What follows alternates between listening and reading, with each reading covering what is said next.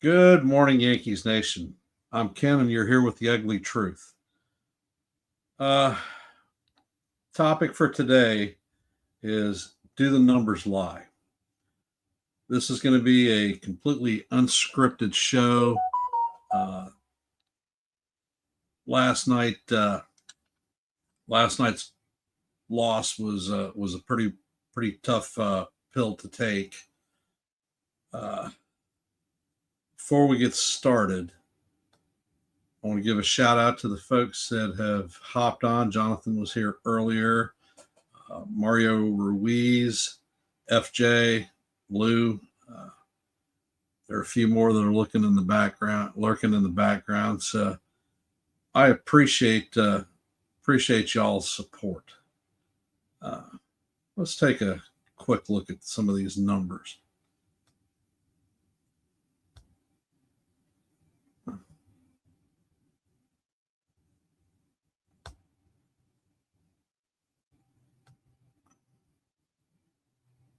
If we look at the numbers that we have offensively, the team ranks third in the major leagues with a 260 average, second in the league with 190 runs, first in home runs with 58, first in on base percentage with a 344, and first in slug with a 467. On the surface, they look like fantastic numbers. You would tend to think that we would be sitting at least 24, 25 wins at this point in the season. But at this juncture, we're barely a 500 team. So, how can the numbers tell us one thing and the reality tell us something different? One of my arguments has always been that metrics can be manipulated to say just about everything that you want to say. Uh, with regard to this, I believe that the numbers for our offense are severely inflated because of the play of Aaron Judge. His numbers are off the chart. Paul Goldschmidt's numbers are off the chart. If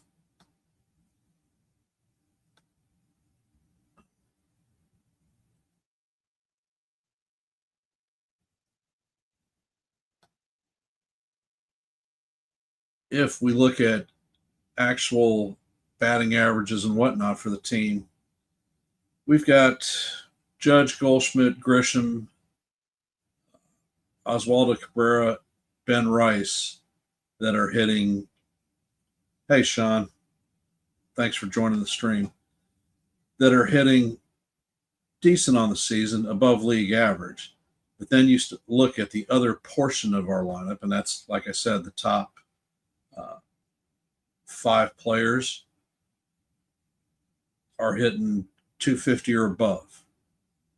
Most notably, Judge hitting 414, which is unheard of for this many games into a season. But if we look at the rest of our lineup, Volpe 228, Dominguez 224, Wells 210, Peraza 205, Bellinger 202, Jazz 181. And then the other three are bench players, but they're hitting in the 100s either also. So there's not a lot of value added there one way or another with regard to the at bats. This lineup seems to be very reflective of the World Series Yankees of last year, where we were getting productivity out of the top 4/5 spots and essentially nothing from the rest of the lineup. Is this sustainable? Is this a formula for for continued success as an organization? Not truly. See, three people have hopped in.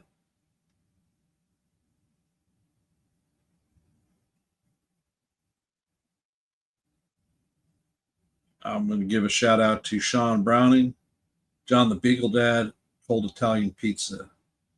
And I am bringing up not a pizza comment, a comment from Mario. Mr. Ken, is there anything about our team upsetting you? Well, hell yeah, there's a lot about the team that upsets me. First and foremost, the loss of Juan Soto meant that we were going to have to move on, and we made some acquisitions. Ended up signing Max Fried as a free agent, bringing him on board. We brought Paul Goldschmidt on as a free agent, and both of those guys have lived up to beyond their top billing. They are part of the stalwarts of this team. We traded for Cody Bellinger.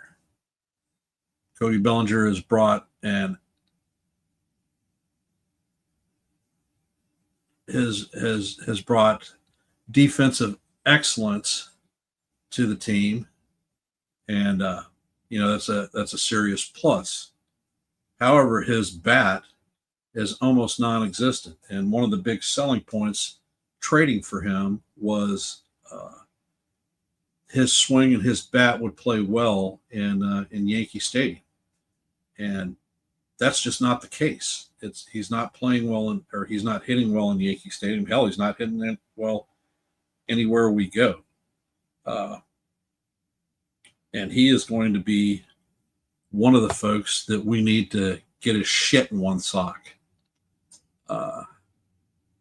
We brought in Devin Williams to be the closer, to be the lockdown guy that we seem to not have had with Clay Holmes. And there was a call from the fanhood to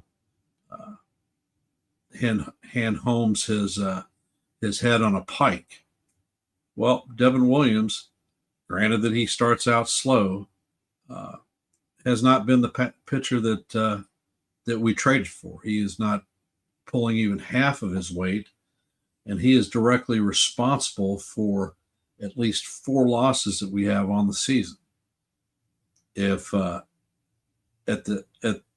the trade was made, Yankee fans were exuberant, happy to get one of the top flight closers. I understand that there is a adjustment period when players change teams and hell, even change leagues, not knowing the batters. However, when you're throwing balls that don't come close to being strikes, you're not getting swing and miss stuff. I don't care where you're at. Your pitching doesn't change. One of the ridiculous statements I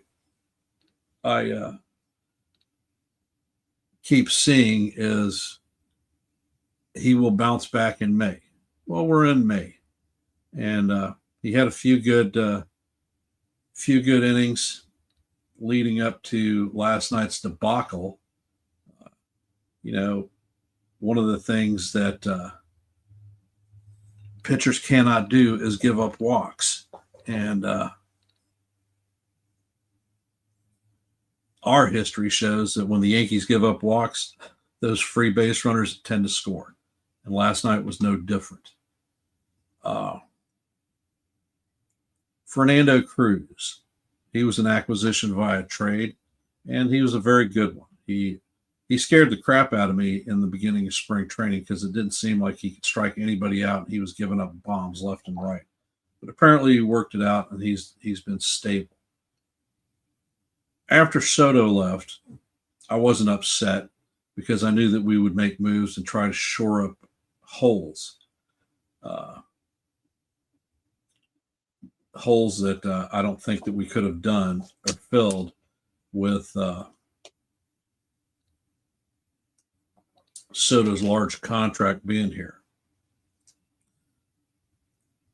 Some of the premises is that people would have bounce back seasons and the rookies would play to form.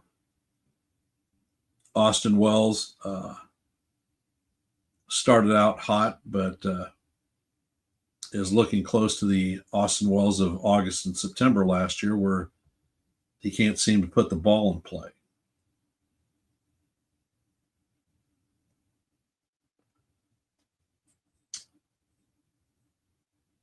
Jason Dominguez, his performance in the outfield has been up and down with regard to his defense. His hitting from the left side is considerably better than the right side. He's got 3 hits and 58 at-bats, and is definitely not very good hitting righty. Because of the way that Aaron Boone, analytics, and the team has set the post, Dominguez has basically become a 4th outfielder. He is no longer. It does not appear that he is in the trust. When he plays 6 innings and then gets pulled for defensive replacements.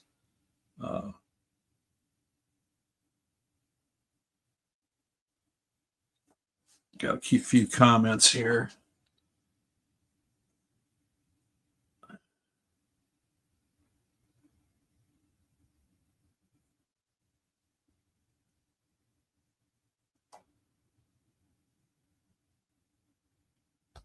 FJ.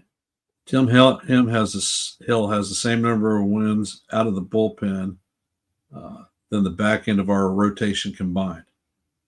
And Mario asked me if there was anything about the team that upset me. Well, starting pitching is definitely the pinnacle of my pissed off with regard to the Yankees. In the preseason, we had on paper, which looked to be the best rotation in baseball, or at least one of them, with Garrett Cole, signing of Max Fried, Luis Hill, Carlos Rodon's bounce back year, and Clark Schmidt. So it looked like we were going to be able to move on from Marcus Stroman, possibly putting him in a trade package to move his salary and free up rotation space.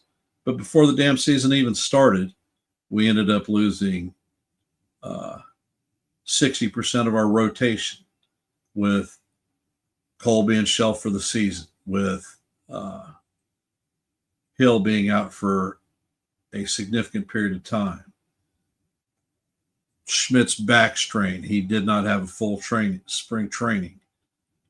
And I think personally that we rushed him back, and the results of our rushing him back are what we are seeing with his performance, because he's not stretched out yet.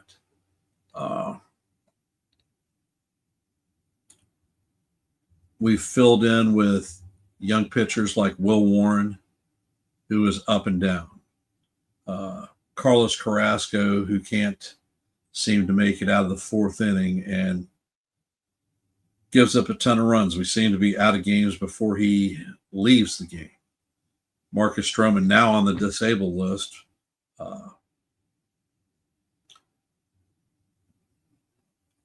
was not very effective, with an ERA close to 5. So we weren't getting length. We're not getting length out of our rotation, especially the back 3. And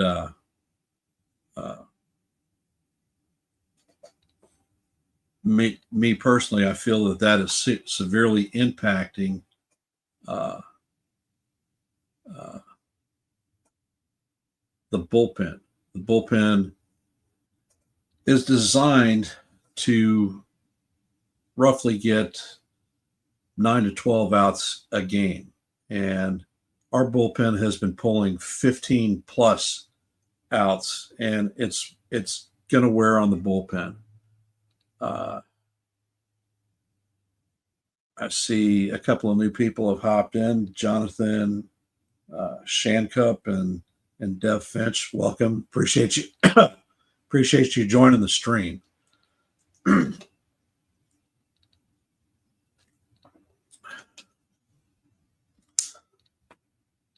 So I think that our lack of depth in starting pitching, the people that we were intending to have be available to shore up any issues like this, like Brubaker. Brubaker pitched one inning, got hit in the ribs, 3 broken ribs, and we haven't seen hide or hair of him since. We ended up signing a DFA player, Yarbrough. Yarbrough came in and he pitched. He gave us a solid outing, pitching as well as the back end of our bullpen, except not giving up a ton of runs. What is the solution for our rotation? A lot of people are talking about the trade market. We need to trade for another pitcher. Well, what pitchers are available? At this point, I don't see anyone being available. Nobody's cashing their season in. There's been a lot of dialogue about Sandy Alcantara from the Marlins. Alcantara is 2-3 and has an 8.31 ERA. His ERA is worse than our own back three. You're getting length out of him, granted, but he's not keeping you competitive.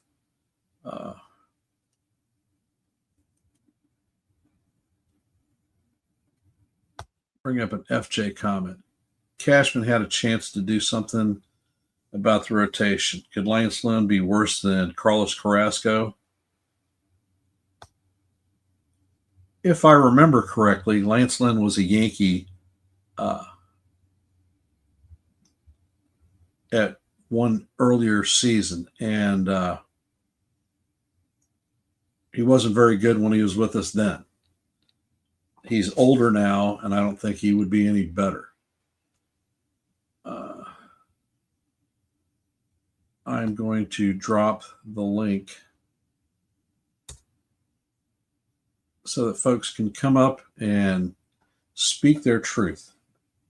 This is a completely unscripted show today, and I am running things that are going through my mind. I called the play-by-play for Saturday's game with Joe from NY Yankees Mania on Saturday. And I was so aggravated with the 8th inning that he took me off screen because I was about to start dropping F-bombs left and right.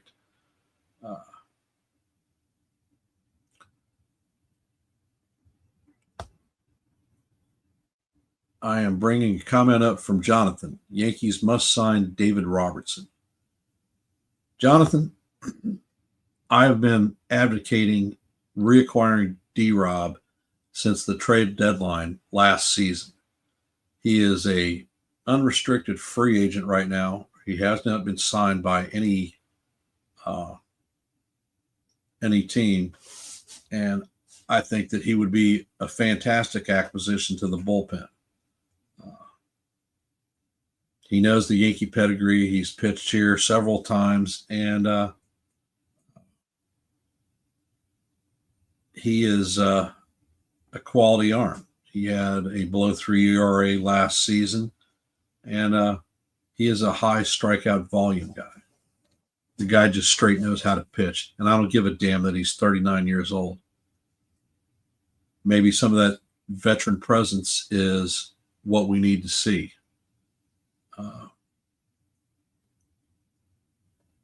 John the Beagle Dad. Nice to see that you have some frustrations like the rest of us. Well, John, it's funny. Through my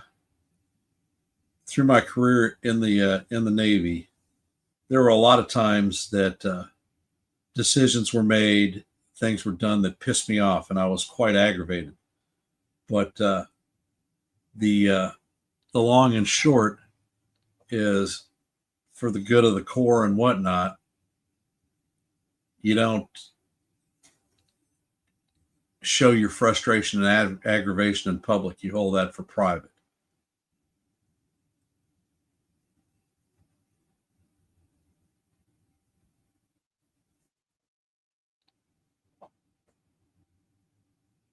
All right. I'm going to bring a comment up from Jonathan. I hope I don't get banned. Should the Yankees sign pitcher Luis Urias? He is off a suspension after July the 15th. Uh, Expressing a thought or an opinion, John, is nothing that's ever going to get you banned. Uh, the things that I don't tolerate on this channel are racial slurs and personal attacks against other people. I'll time you out for a personal attack. A racial slur will get you pumped, and we've had some. I see that my brother Sean Browning is hopping up, and I'm going to bring him on stage. Hey, how's it going? Yeah, it's just frustrating because it's like there's no fight in the late innings. I mean, you see it time and again. We go down 1 run late, team mounts a comeback against whoever. Like the Padres mounted that comeback after Tatis, threw himself on a grenade by getting himself ejected for saying something to the ump, rallied his team. But then when we came up to bat, it was like we weren't even trying. We were just trying to get out of it. And it's just, that's what really frustrates me. It's like the Yankee way has always been, we'll fight back. One of the statistics that's not on the grid chart that has aggravated me and constantly aggravated me in 2025, the New York Yankees hitters are striking out at, hey Jason, how's it going? At an alarming 23.4% of the time.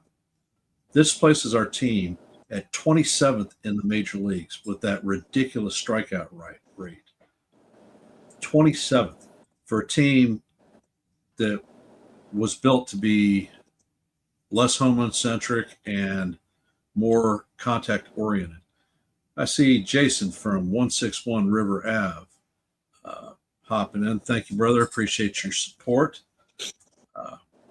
If you'd like to come up, I have dropped the link for you. So the team tends to strike out a lot. I think that our hitting coach doesn't have a firm philosophy with regard to situational hitting. It seems like every time we're down, the Yankees are looking to hit the long ball and mount a big comeback. Well, long and short, good pitching beats good hitting. And when we've got guys that come in, every bullpen has at least 2-3 guys that are throwing 97 plus. And you tend to see them in the back end of the games. And our guys don't seem to be catching up with it. There is no remote thought, even in the lower portions of our order, to consider dropping a bunt, productive outs to advance runners to put us in a scoring situation. It's a lot of strikeouts, which we seem to be doing a lot of pop outs to the infield, or dribblers right to the first baseman. Right. And then you wonder why, like the play that Judge got thrown out at home, why Judge was a little over aggressive on that play. Because, let's say he'd stayed there. What were the chances that we would have likely capitalized and got him home?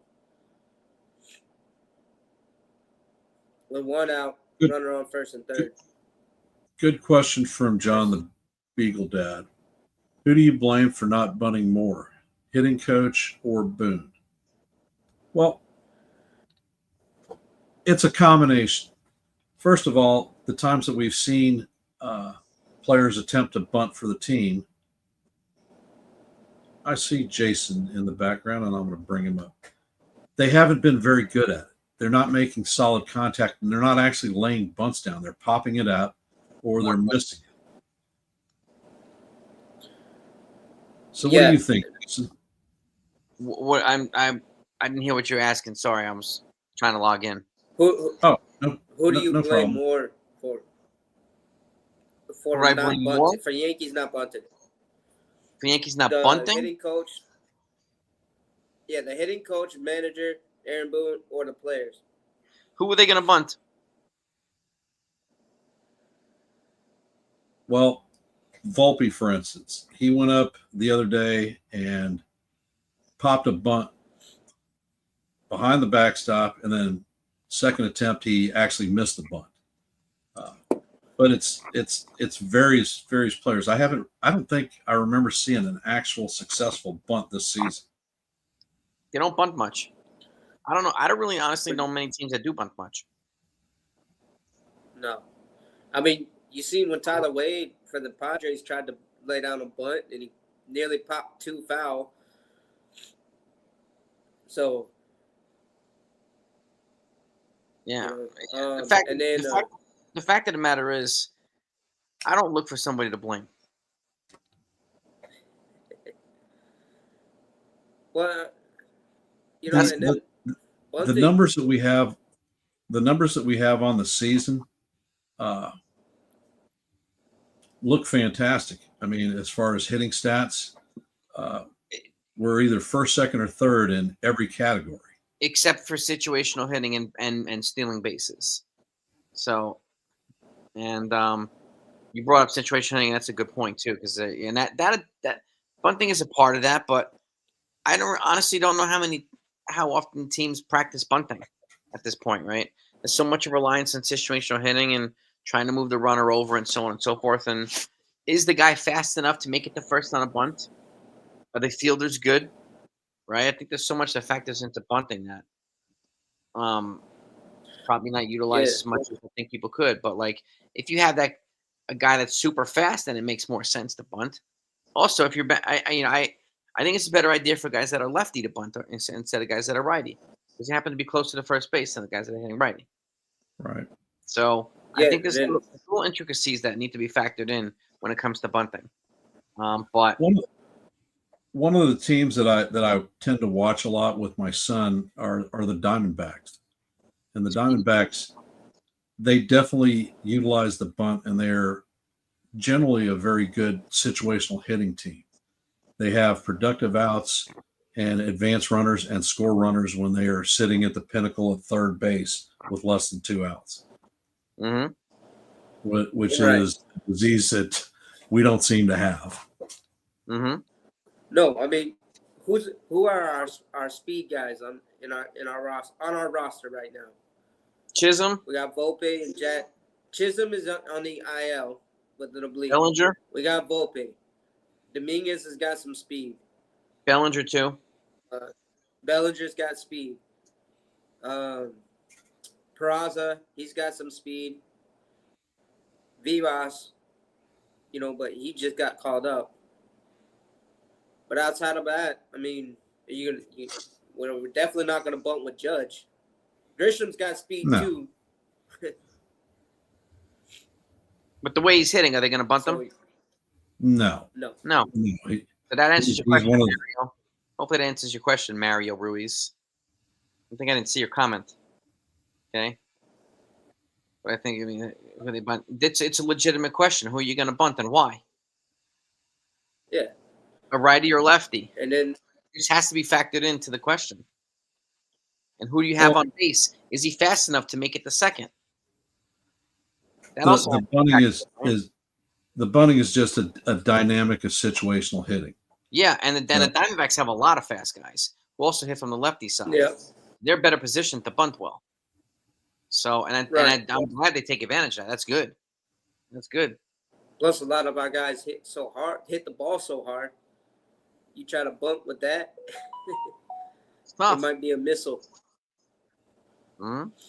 It's part of the game. It's like that's part of the small ball, but so is moving guys over. So is trying to put the ball in the air if you have a runner on third to give him a chance to tag up, right? So like all these components, even hitting the ball on the ground, they got to try to move a runner from second to third so that the next guy can put the ball in the air for the guy to tag up the next time. So if you have one out, so That's also a component of small ball. Which Yep. I don't know how often they factor it in. I'm sure they do, but and I'm not going to assume that they don't. So The thing that's alarming to me, Jason, is our strikeout rate for our hitters. I mean, we're ranked 27th in the league with regard to strikeouts, and that's doesn't ensue for productive outs. It doesn't advance runners, and garners a lot of frustration within the fan base. And I definitely understand that. Normally, I'm one of the guys that is not negative on players or the coaching staff. Last night, I had to walk away. I couldn't take it. I was highly upset. well, last night too. I mean, I said something this morning too that people don't want to hear. Luke Weaver bears some responsibility for that. Not only Devin Williams. Yeah. Period. I don't care if you like it or not. Luke Weaver's the guy that gave up the 2 hits that plated the 4 runs.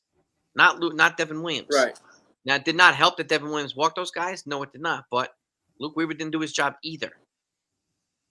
So we can blame Brian Cashman, and we can blame Aaron Boone. We can also blame Aaron Boone for not pitching Fernando Cruz longer. But the fact of the matter is they've been using him a lot. So maybe they wanted to just get out of that inning and felt comfortable enough with a 3-run lead. If you look, go ahead. If you look at the Cruz inning, he didn't have good control or grip on the ball. Exactly, and with the rain, that's another reason why you don't bring him back out for the next inning, because he's also risking injury. So he got out of the inning by a bad read by a runner at third base. Yeah. It's not like he went out there and struck the guy out or had him give up a weak hit. He threw a screwed up pitch that got away from Wells, and our people was able to recover. But they didn't get too far from the plate. Yeah, and are people actually considering it as their argument? Because it doesn't seem like they are. No, it's just they want to going to the Twitter talking points. Right? It's just like, and I was saying this last night when Joe was having his on Yankee Mania. I said this. I said, and people are going to level hate on Rodon because his gym got wasted, just because they already waiting to go after Rodon for anything. The fact of the matter is, too, did we actually think Luke Weaver was going to have a 0 ERA the whole season? No, not realistically. He's going to get hit on occasion. It happened last night. It's okay. Am I confident he's going to rebound? Yeah, but it had to happen at some point. People want to blame Devin Williams for the overuse of Luke Weaver? No, that's not a legitimate argument. It's not. One of the things that I have argued that the bullpen is starting to get overused because of the lack of depth coming out of the 3, 4, 5 holes on the rotation. And the lack of length we're getting from Carrasco, Will Warren, and it's forcing Boone to overuse the bullpen. It's leaving them no choice. And we know this, that they can't just swap out pitchers anytime they want. And you can't option a position player and replace him with a pitcher because of the limitations on 13 pitchers that they're only allowed to have. So this stuff that has to be factored in here. And then also we don't have anyone that's MLB ready in the minors. We might have a couple arms, pitching wise, but not yet. Yeah. Honestly, I think the closest is probably Alan Winans, but I know people are mentioning Cam Schlittler, and he looks good, but he's in Double-A. I would think Winans is closer. Winans is also a guy who has a 0 ERA in a relatively healthy sample size too. So, but any reinforcement that you bring up, you're going to have to send the pitcher down. And at this point, who do you send down is the question, right? And that's I think this, and you guys know me. I ask the questions that people don't want to answer, right? Well, I put people on a spot. It's because if we're not using arguments based in facts, unfortunately, we're gonna have to push people to level Well, one of the arguments slash thoughts that I had, and most people told me that I was full of crap, is back in our rotation off of a 5-man rotation down to a 4. Okay. What's the reasoning behind it? I'm curious. Because essentially the way we're pitching with we're having to record 18 plus outs out of the bullpen Mm-hmm. 2 to 3 times a week. So if we were to drop down to a 4-man rotation and say use an opener For the 5th game. for the 5th game, you would have consistent use.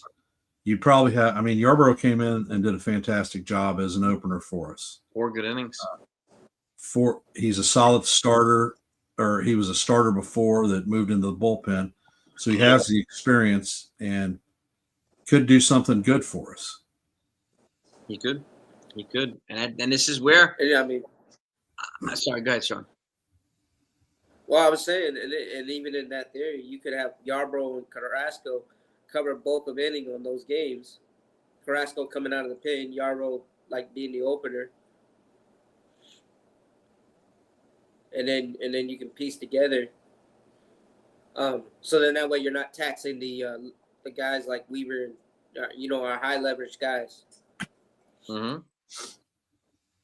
I mean, it's a logical option if we have the pitching depth to do that, because we're going to need pitching depth not only for that 5th game, but we're going to need pitching depth to complement the guys that are in the other 4 games that aren't in the 5th game, right? So, and this is where the long relief is so important. Guys like Curtis, like Yarborough, which I hope we don't overuse. Have you heard any updates on Brubaker? Not since he's fractured his ribs. I mean, nothing. I haven't even heard him starting a throwing program yet, which is crazy. But at this point, he should be at the point where he could throw. But we know that Hill is throwing. We know that Beater is rehabs in AAA now, but I haven't heard anything on Brubaker, because he's another guy who could spot start and give us long relief. That he hasn't. Has he pitched a day in the Bronx yet? No. Well, No. He pitched one spring training game and got popped. Yeah, he got hit with a comebacker, right? So That dude probably is the most unlucky Yankee next to Scott Efros I've ever seen. Yeah, those 2 guys are cursed. Touch the field, throw one pitch, you're out of the game. It's like, what the hell's going on? And that was some of the depth that we were looking to rely on. Like I said, on paper, we were paper tigers when it came to rotation before Hill and Cole went down. Mm-hmm. But the legs got chopped out from under us with no real depth at the minor league level. I mean, and the depth is hurt. The depth is hurt too. People talk about Cam Schlittler, and he's doing fantastic in AA, but AA is not the major leagues. Nope. And he's not ready. I'd rather see him perform in AAA before I call him up, because AAA you get fringe major leaguers, or you get rehabbing major leaguers, or guys that are close to the major leagues. So you get a lot more of that, and you can kind of see how a pitcher or even the hitter can adapt and whatever, adjust. Mm-hmm.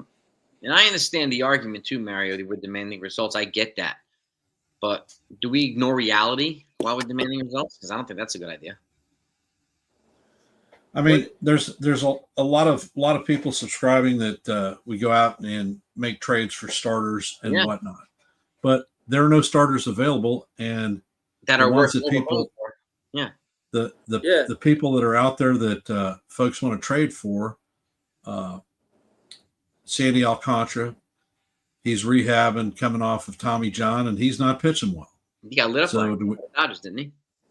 Yeah. Yeah. So do we need to bring in a pitcher who is not doing well? No, especially at the cost he's going to be. Mm-hmm. The other one is Dylan Cease that a lot of people are talking about, and we're going to see him in Game 3. But if you look at his numbers are equally bad. Yep. And the Plus, other if I'm not component, mistaken, Alcantara has been injury prone, and it's like major injuries. I mean, yes, he just came off of Tommy John, but I think he had shoulder problems before that. So it's like, do and this you is want the to give problem up too. Like, do the Yankees, like, fans beg the Yankees to make these moves, right? And then the Yankees make these moves that the fans have been asking for, and then those moves don't work out. And what happens? Those same fans go right to blaming Boone and Cashman for the moves that they asked them to make that didn't work out. Okay, and this is what help us understand that, guys. Help us understand that, fans, please. Yeah. I mean, do they want to give up a Spencer Jones or a Lombard or an Arias for another Sevi/Montas pitcher? I wouldn't. Yeah. Honestly, a lot of people are expecting that we're going to make big moves at the trade deadline, and I don't see it happen. I don't think that we have the bullets to spend on it unless you're willing to cough up one of our top tier prospects that we're planning on building the future with. Yep. So what bullets do we have out there on the trade market? Because folks are expecting a frontline pitcher and a third baseman. And what frontline pitcher is actually going to become available? The Padres are not going to trade King if they're in first place. I mean, the Pirates aren't going to trade Skeens. They're not going to trade. No, it's no way. Tigers ain't going to trade Scooble. No. And the Padres aren't going to trade Cease if they're in first place either. Right. So, and this, it's just an unfortunate reality. And, long and short, the way that parity is formed in the major leagues, who is going to be actually trading people, because everyone is close to the same record and is competing for postseason spots. So you can't even identify the field that's going to be available.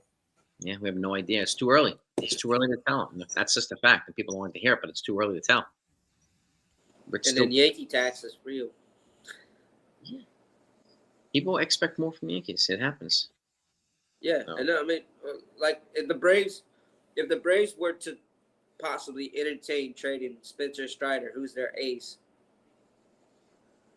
because they've been struggling, that would be a long overhaul. Yeah, why would they? Is the question, right? Yeah. But I mean, they wouldn't, because I mean, they could turn their season around like they've done before. Mm-hmm. Looking at the deadline, we're probably going to add a tier 2 or 3 pitcher if we add a starter at all. Maybe a reliever. Possibly a reliever, and they're going to look for a right-handed bat. A lot of people I've been looking at the Twitterverse. Why don't we bring JD Martinez into the fold? Well, he hasn't hit since last season. So if we were to sign him, he would require an extensive workup, spring training type workup. So he's not going to be here until June or July. And at that point, is Stanton back? And do we even need the JD Martinez if Stanton's back? Right. Because you're not going to play one of them. The other one's going to sit. So where does he fit? That's the other question, right? JD's going to be the DH. Plus, then even if you bring him out there, what are you going to do with Ben Rice? And then also the other thing is you just created a clog, because now with Ben Rice, because he can play in the field, you can DH Goldie, you can DH Judge more often. You can even Bellinger. You can swap out different guys. Mm-hmm. While we're waiting on Stanton to return. Yep. The one player that is out there that hasn't been signed that I would consider seriously bringing on board is D-Rob. David Robertson. He's solid arm, knows how to pitch, knows the Yankees in the Yankee way. The guy may be 39. He can just straight pitch. Yeah, he's got good control too. So didn't Cologne pitch into his 50s or close to it? Close to it.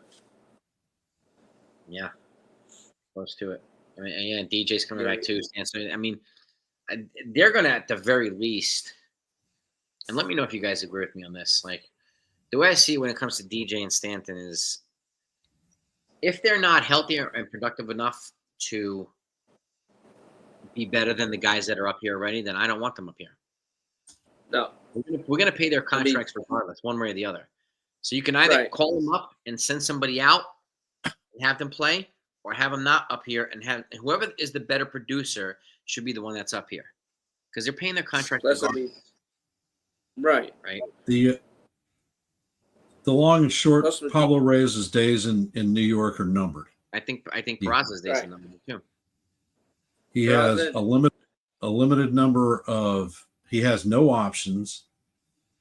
He's not touching the field hardly at all, and when he's out there, he is average or below zone. Yeah. So he is probably going to get DFA'd as soon as DJ comes back, and I think DJ will be the first one to come back. Probably. Honestly, though, Jason, I don't care about DJ's contract. If he is not able to produce and stay healthy and stay on the field, their best avenue may be to release DJ. Yeah, because they're paying the contract one way or the other. I'd rather have the better producing player. Even if it's Peraza, I'd rather keep Peraza up here if he's going to produce better than DJ, right? And move on from DJ at that point because they're paying the contracts regardless. They're guaranteed. So you might as well get better bang for your buck. DJ came back in his rehab so far. He went 6 for 10, but then he needed to do a cortisone shot. So how long do you think he's going to stay healthy? Yeah, but apparently the cortisone shot in the hip was preventative or preemptive, so I don't know if there's anything to it. But he's back playing now in Double-A.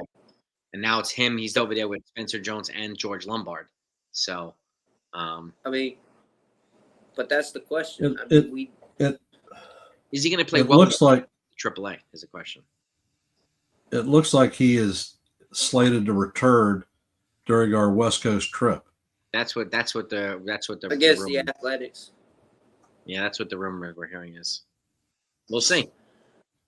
We will see. Well, yeah.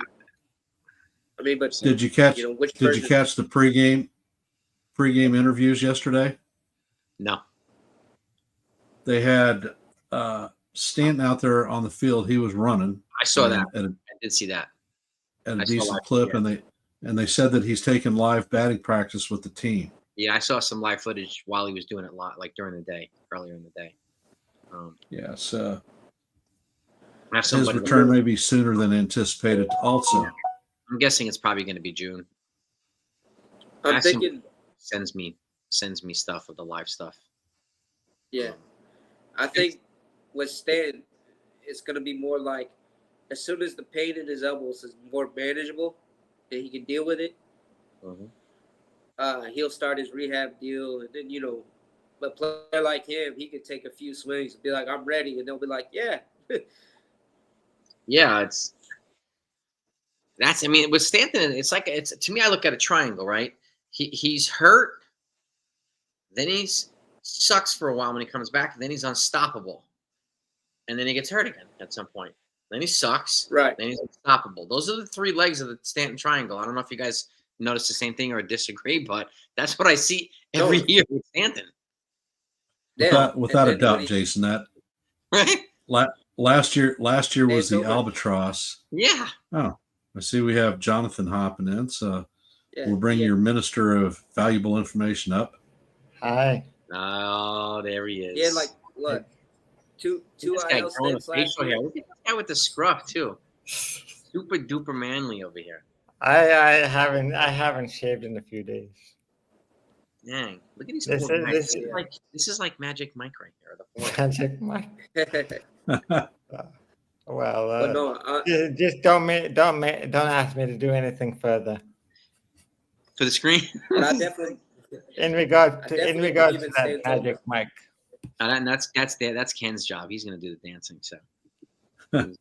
Yeah, that's something that I'll lose subscribers at that point. Yeah. Yeah, but we definitely need Stantober. It's one stat that keeps ringing in my head starting staff, or from the team, from the starting staff and the bullpen, is we are first in the league with batting average against us. The league is only hitting 204. So They're hitting very timely against us.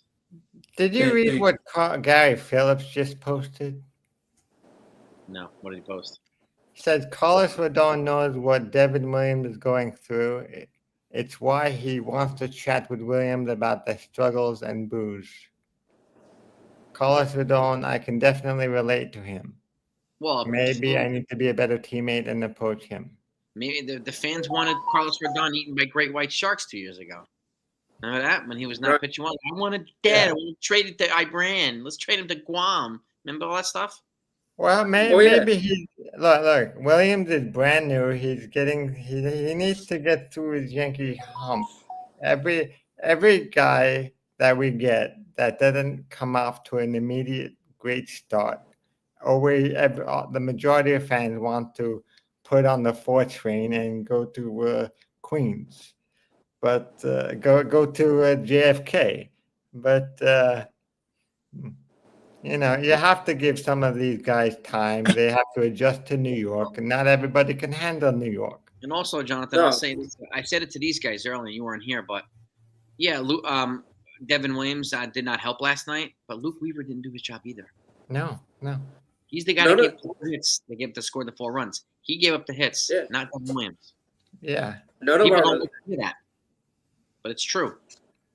And none of our relievers had anything. I know, and a problem with that is a lot of people want a scapegoat, and Devin Williams is a new guy, and he's an easy target for a scapegoat when other people struggle. Yeah. Just like Boone. Yeah. They have their scapegoats, right? And this is when we don't want to listen to the facts. We don't have facts. We just want to go with the talking points. That somebody posted this on Twitter. I like that. That's going to be my argument for tonight. And then when it gets picked apart by facts, what happens? I mean, Rodon has had a tough road to hoe here in New York. I mean, his first season, we paid him a truckload of money. His first season, he was injured. He was injured the entire damn season, and frankly, wasn't very good. True. His second season, better, much better. He had 3 starts that he stunk up, but he ended up winning 16 games. That was the third most in Major League Baseball. So he did something. And last night, he came in a rainy, shitty day, which I didn't think we should have even played a game. However, we did. And with a delay, he managed to pitch 6 2/3 innings for us. He only gave up 3 hits, and he only walked 1 with that shitty weather. Against the first place team in the toughest division in baseball. Yeah. Padres, who have a very good lineup. Extremely good. NL best. The guy still managed 5 strikeouts last night. The batting average against him is a mere 151. So, I mean, the guy is pitching extremely well, but he doesn't seem to catch a break from New York fans. Mm-hmm. Don't understand. 0 runs. He even dropped his ERA to a 2.96 last night. So he's reached the sub-3 platform. Mm-hmm. Oh, but he's 4-3. Well, he's 4-3 partially because when he gets up on the bump and pitches, the Yankees don't hit and they don't score runs for him. And when he left the game, it was 3-0. Yeah. He was up 3-0, right? So yesterday's loss is not on Carlos Rodon. No. Heck no. And the what was it? The bottom of the 4th, we had the rain delay with 2 outs. There's 27 minutes. That throw everybody off. None of our relievers after Rodon had good stuff last night. Yeah, they should have just waited until the 3rd out and then put the delay, not during the game, during the inning. Yeah. Yep. See that Stephen B has hopped on. Welcome, brother. Appreciate you being here. And also, back to it last year. Remember when Cole had issues with his elbow or whatever, and he missed the beginning of the season? Rodon and Hill were carrying our rotation. I mean, we had like this historic start with the rotation, and everyone was but Rodon was carrying it all the way through the regular season, and he was our best pitcher in the postseason, and people still give him a hard time. If I can add to that, I remember when Cole came here, his first year. He was solid, but that was when Nestor Cortez was extremely good. Right. And they were calling Nestor Cortez ace, and they were crapping all over Cole. The Yankee fans, going back to Lou Gehrig, have always gone for someone who is, if someone is not doing well, they always go and blame someone else. Look, Yes. It happened with Gehrig. It happened with. I know there's been so many people.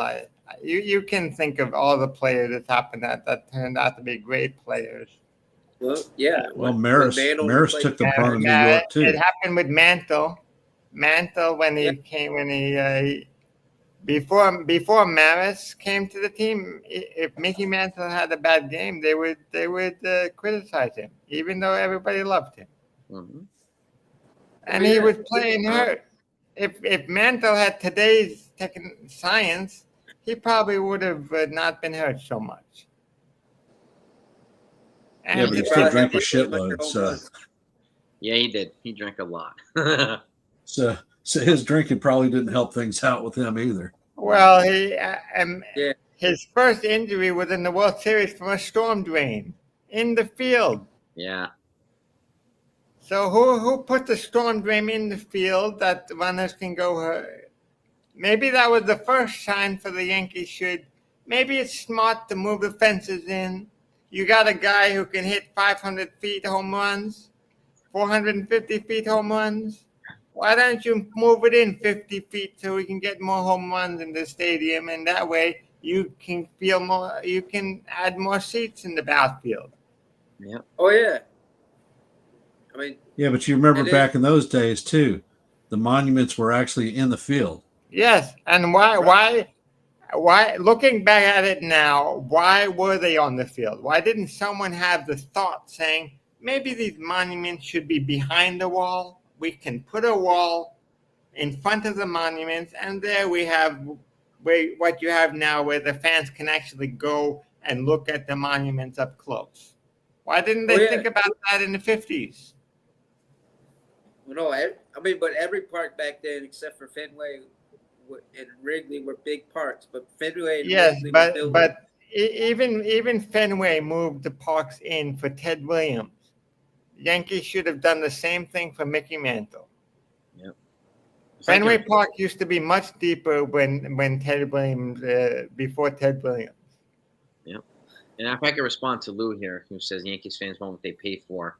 That's why Soda Fried voluntarily. We voluntarily pay for this stuff. Our wages are not garnished for the Yankees. Okay, so I think it's important to say that, just to manage, because some of the demands are so aggressive for Yankee fans, and they're expecting these players to do things that the fans could never do, right? Oh yeah. We voluntarily do stuff out of our enjoyment. Yeah. Jason, question for you. Go ahead. The way that Dominguez is being utilized, he's essentially become our fourth outfielder. He doesn't appear to really truly be a starter. Do you think that there would be benefit for him to go down to the minors? Yes. And bring, say, Everson Pereira up? Yes. Because I would bring him down, send him down for two reasons, right? To work on his right-handed hitting and to work on his defense, right? For his own reasons. But the fact of the matter is, Trent Grisham's hot. You don't sit Trent Grisham for Jason Dominguez. And Everson Pereira is also red hot right now. He also hits from the righty side, which accommodates what the Yankees are looking for, right? A right-handed bat who can hit. He has that right now. We have somebody in-house who can do that. And Dominguez can hit from the righty side right now. So I would send him down to work on some things and give him an opportunity to do that. And you send him down to play regularly. That way you can actually work on them. But, this is where it might be, and I've said this too recently, it might be a logical thing to do. It's okay to send them down. It doesn't make us bad fans. Doesn't make doesn't make the team a bad franchise. Just players. He's the rookie. He needs to develop. Break them down. And to add to your point, if Dominguez cannot improve from the right side, just make him bat Lefty. That's lefty. it. Get rid of the If right. if you cannot improve from your right side, bat him lefty. Look, if you know the history of Bernie Williams, which I know you all love, Bernie Williams started out as a righty in the system, and in 2 years, in 1988, he started batting lefty. Mhm. From 86 to 88, he was strictly a right-handed batter. So you can do the opposite with Dominguez. Dominguez is a switch hitter. It's not doing well from the righty. Just strictly bat him lefty. Where he's most effective. And Yeah. then was there the Buck Showalter that like had him do the switch hitting, and then was about to call his dad or something, Birdie's dad or whatever. Some story like that. I don't know the whole story. I just know that I remember reading when he was in the minors from 86 to 88, he was strictly a righty. The point that I'm trying to make with Dominguez is the way that we're employing him, we're hurting it. The team is hurting his development and his ability to be a long-term contributor here. Yes. Yes. And it's it makes more sense to send him to AAA to let him continue to develop, right? That doesn't mean we hate him, because people keep saying this on Twitter. We hate Dominguez. We don't hate Dominguez. You just don't sit Trent Grisham, who's clearly better at this point right now. well, Yeah. Well, I mean, Can't sit him. Can you imagine the freaking outcry that would happen if Dominguez gets sent down? It would tear the stadium down. It'd burning houses and so yeah, be crazy. well, Because the guy that's been hyped by the fans, right? That's not the next turning out to Mickey be the Mantle. player that the fans said he would be, yet is being sent down, right? So well, as I said earlier, Mickey Mantle came up, didn't hit well, went back down, came back up, and became Mickey Mantle that everybody knows. Maybe Jason Dominguez needs the same thing. He's up now. He's struggling. Send him back down. Keep him there for a but little and bit. then you also remember What? All right, I mean, here's a question for you, Jason. yep. Do you think that Austin Wells is our long-term solution at catcher? Right now, yes. Because of his Do you have concerns about him being behind the dish, especially after the Tampa series, where he got exposed for being susceptible to base stealers? And they're one of the fastest teams in the game. Yeah. And that's the problem, right? Them and they're the fastest team in the American League. Arizona's the fastest team in the National League. So that's a tough example to use, but I don't really. How many errors does he have? 0? about a few. I think 2 As if far you as- count the catcher interference. What's his fielding percentage? I mean, I don't have the stats in front of me, so I don't know. But I he know also he's got only- he does a good job at calling games. He's very good at calling games. I think he's only been. And who would only be the got upgrade? called for Who would catcher be? interference once or twice. And we don't have anybody who would be a better option in house than he does. Than he is right now. That's the other Yeah, thing, and what's too. the most important thing? The job of a catcher, calling games or production on both sides of the ball. He's producing, and again he's also only in the second year, so, but I think he does a good job of calling games, I mean, kind of managing. according to the stats, Go ahead, Ken. he has no official errors. He's 1,000% Yeah, fielder. he has 1,000 right now. Currently, Austin Wells this year has 1,000 fielding percentage with a career fielding percentage of 991. It's pretty damn good. yeah, but remember we were spoiled with Jorge Posada, Joe Girardi, and But also, it's Girardi, Posada wasn't the best guy behind, didn't have the strongest arm either. no. Posada just had a quick release and a quick pop time. I mean, the best arm was Gary Sanchez. Sanchez had a cannon. Without a doubt, he just couldn't catch the damn ball. No, exactly. He Couldn't field it or He catch couldn't it. catch the ball, and then he struggled calling And, games. He was It's mentally. not. you know, It's not like he didn't have two excellent catching coaches in Pena and Girardi to try to show him the ropes. It just didn't take. mhm. And he was not a great base runner. No. Also, don't forget Yogi. Yogi was still mentoring the team when he was around. Yeah. Yogi. Yeah, Yogi's Yogi. got 10 rings too, man. He had 10 rings, Yogi. But I mean, You you know, hear a lot of the former players, they always I say wish- Yogi was. you know, I wish Thurman Munson was around because I think he would have been a good mentor for some of these guys. I always thought Thurman Munson would have been a great Yankee manager. Yeah. Oh, I think No he doubt would about have. He would have. George Steinbrenner loved Thurman. I think he would have been a Yankee manager, and probably not Joe Torre.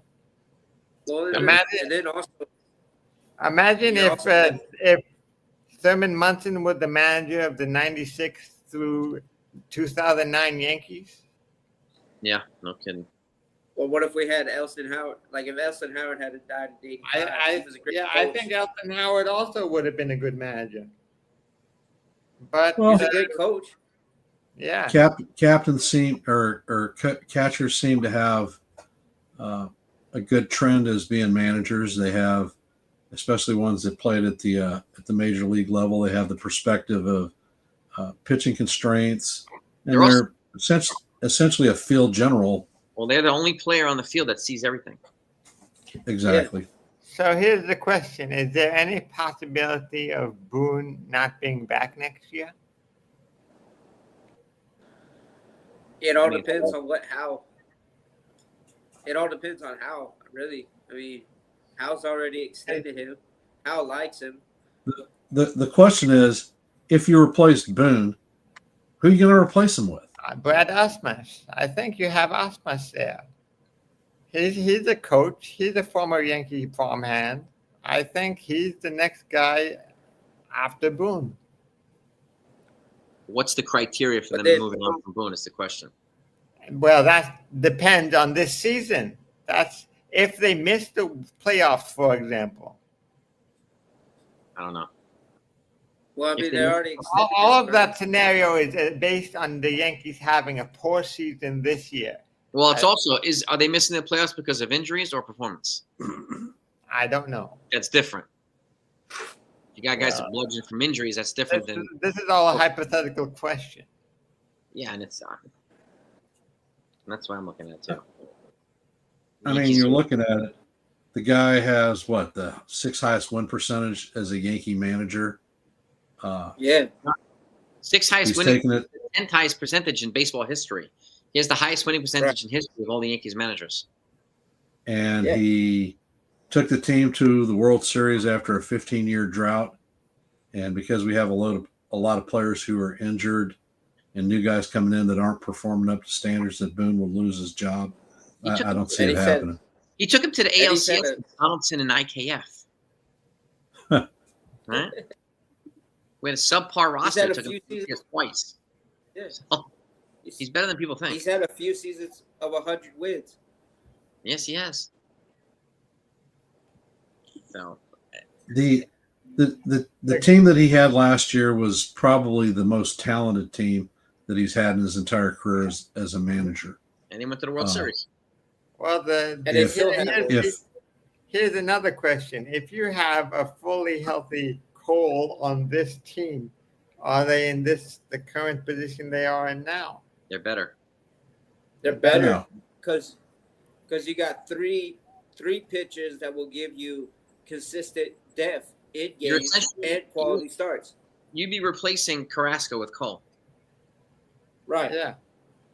They're better. So then you would have Cole, Fried, Rodon, and then Schmidt and Warren. Yeah, or And you have Hill coming back. Yeah, exactly. Hill coming back, and then you can move Warren.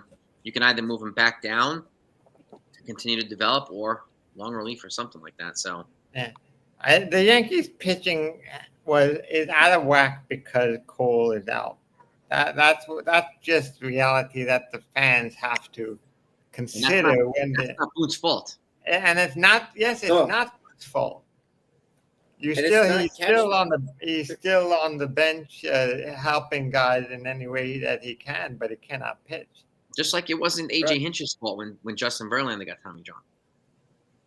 No, Right. And he came back and won the Cy Young Award the next year. Yeah, I mean, Tiger. I'm sure the Tigers regret trading him. Yeah, and if you haven't heard me, Cole plans on throwing again, starting to throw in August. Yeah, He's on Right. he's on a good trajectory. All right, Yeah, he'll fellas. be ready for the ball. We've been on the stream for about an hour and 10 minutes or so. Yeah, I've got to get back. So to I'm work. about to shut it down. If you could give me your last thoughts, start with Sean. Yeah, we just gotta keep finding with the bats we have more competitive at bats, and let's go Yankees. Jonathan.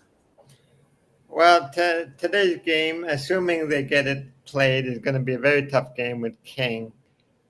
The positive thing is we've had King on our roster. We should know him, and maybe that can give the hitters a slight advantage. But King is going to be a very tough pitcher. I'm hoping this is the day that Schmidt shows that he can still get pitched like a 250 hitter, a pitcher he was last year before getting hurt. So this game I'm looking more of Schmidt than anybody else. Jason.